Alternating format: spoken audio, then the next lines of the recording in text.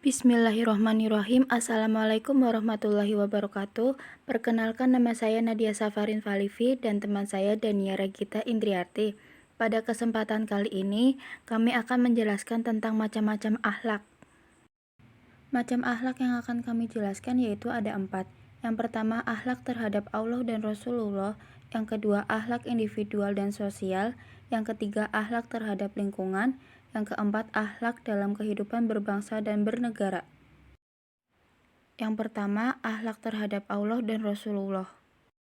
Berkenaan dengan akhlak kepada Allah, dilakukan dengan cara memujinya, yakni menjadikan Tuhan sebagai satu-satunya yang menguasai dirinya. Berakhlak dengan Rasulullah dapat diartikan suatu sikap yang harus dilakukan manusia kepada Rasulullah sebagai rasa terima kasih atas perjuangannya membawa umat manusia ke jalan yang benar. Akhlak terhadap Allah dapat dilakukan dengan cara yang pertama, mentauhidkan Allah, yaitu tidak menyekutukan Allah kepada sesuatu apapun. Yang kedua, bertakwa kepada Allah, yaitu berusaha melaksanakan perintah Allah dan meninggalkan yang dilarang.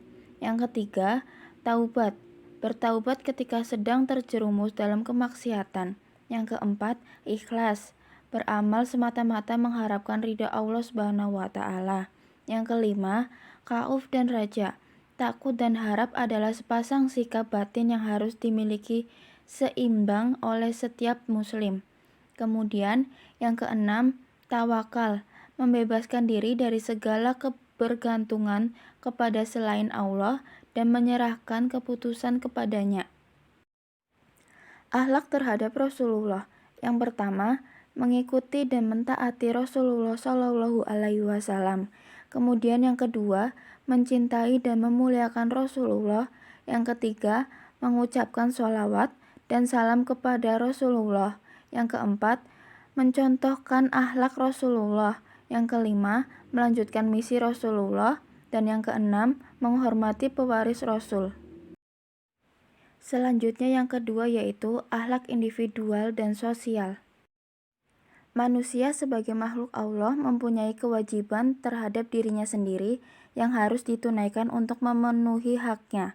Kewajiban yang bukan semata-mata untuk mementingkan dirinya sendiri atau menzalimi dirinya sendiri. Dalam diri manusia mempunyai 2 unsur, yaitu jasmani atau jasad dan rohani atau jiwa. Selain itu, manusia juga dikaruniai akal pikiran yang membedakan manusia dengan makhluk Allah yang lainnya. Akhlak terhadap individual dibagi menjadi 3. Yang pertama, berakhlak terhadap jasmani, yaitu senantiasa menjaga kebersihan, menjaga makan dan minumnya, menjaga kesehatan, dan berbusana yang islami. Kemudian yang kedua, berakhlak terhadap jiwa, yaitu bertaubat dan menjauhkan diri dari dosa, bermurakabah, bermuhasabah, dan mujahadah. Dan yang terakhir adalah berakhlak terhadap akal, yaitu menuntut ilmu, memiliki spesialis ilmu yang dikuasai, mengajarkan ilmu pada orang lain, mengamalkan ilmu dalam kehidupan. Akhlak terhadap sosial dapat dilakukan dengan cara berbuat baik kepada tetangga, menjaga dan memelihara hak tetangga, tidak mengganggu tetangga, dan bersabar menghadapi gangguan tetangga.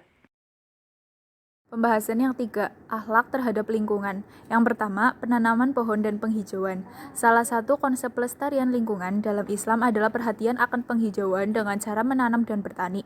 Nabi Muhammad SAW menggolongkan orang-orang yang menanam pohon sebagai sodakoh. Yang kedua, menghidupkan lahan mati. Lahan mati berarti tanah yang tidak bertuan, tidak berair, tidak diisi bangunan, dan tidak dimanfaatkan.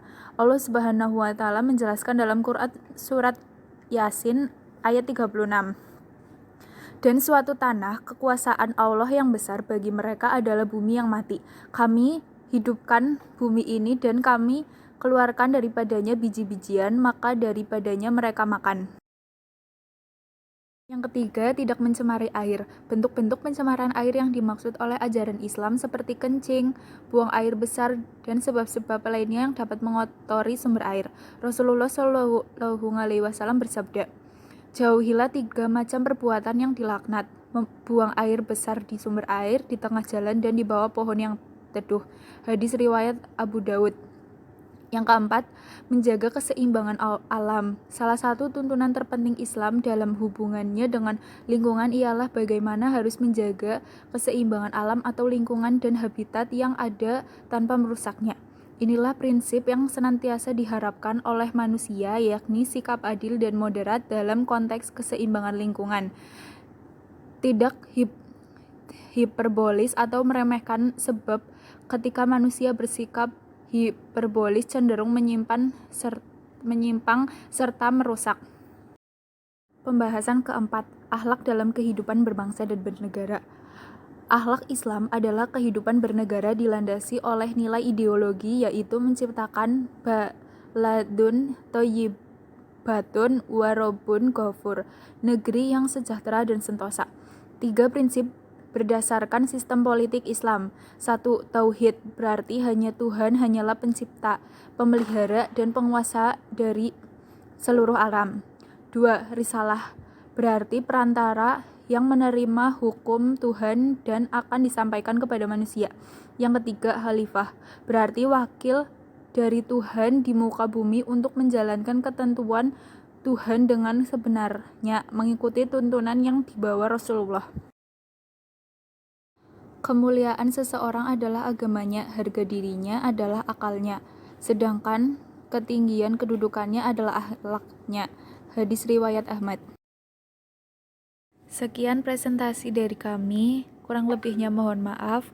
Wassalamualaikum warahmatullahi wabarakatuh.